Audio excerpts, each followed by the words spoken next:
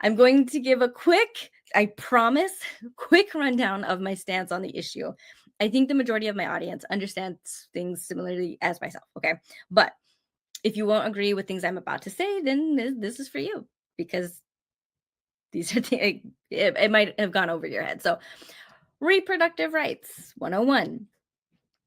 On the surface, it seems to revolve around the idea of elective abortions, right? The ability of a person who is pregnant to choose to end that pregnancy.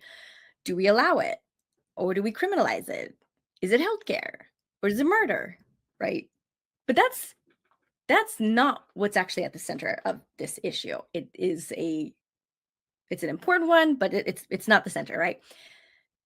This touches like so many aspects of society and all women, not just pregnant women, or women who can become pregnant and want to or don't want to. Like, it's all women. This has far-reaching effects. So there's two ideological camps here, okay? And which one you're in, it all comes down to how you answer a single question. Are women human beings, or are women objects? That's literally it. That's the heart of this issue. Okay. Human rights or state rights? It's people or property. Is it my body, my choice, or your body, my choice? If you think women are human beings and deserve to control their own bodies and make their own life decisions because it benefits both them and society as a whole the most, and you recognize that without it, women are dehumanized and violated and subjugated and otherwise greatly harmed, then you align with the pro-choice movement, as I do. Clearly. Yeah. But if you view women as objects to be controlled by others, including politicians for purposes of forced reproduction under the guise of states' rights, and if you like deluding yourself that you're really out here saving babies, then you align with the very poorly named pro-life movement, whose only shred of humanity lies in that deceptive label. Look, like, both movements claim to promote similar values. Like, they'll both claim they're saving lives, protecting women, protecting children, honoring motherhood and parenthood and families. They both will claim that they are interested in providing the safest sexual and reproductive health care, all of that. So, like, they're so opposed ideology. That's why the real observations, okay, and results matter over proclamations of belief at the end of the day. Okay, no matter how sincere you are, um, what are the results and what are the roots of your ideology? So, I am firmly, unequivocally, like 100% pro-choice because I value women as people, not property. And this is the movement that accurately reflects that and perpetuates the values that I just listed. The the so-called pro-life movement, on the other hand, treats women as property. And typical for dehumanizing ideologies, like all the rest of them, it's deeply rooted in racism and misogyny. All right, that's like, that's supported by data. It's fact, right? And they typically, like, pro-life movements, support systems of high control and abuse all the time. So a more accurate label would be pro-forced birth or anti-choice than pro-life. Okay, they they spend a lot of time loudly proclaiming moral high ground, and all while turning a blind eye to the carnage in their wake, because they care more about feeling good than the actual results.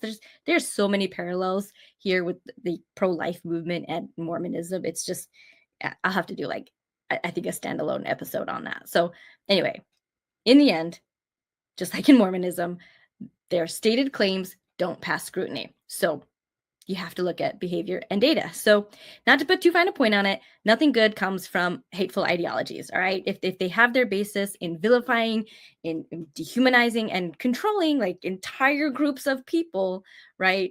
And this one absolutely unequivocally does, nothing good comes from it. Any listeners who identify as pro life might find my assertion that they see women as property as offensive. Maybe they would play like, hey, I don't believe women are property. I never said that. But guess what? You don't have to know you view women as objects to still believe it and act that way. Our brains' natural wiring makes it really easy to hold contradicting beliefs. It is a universal human behavior.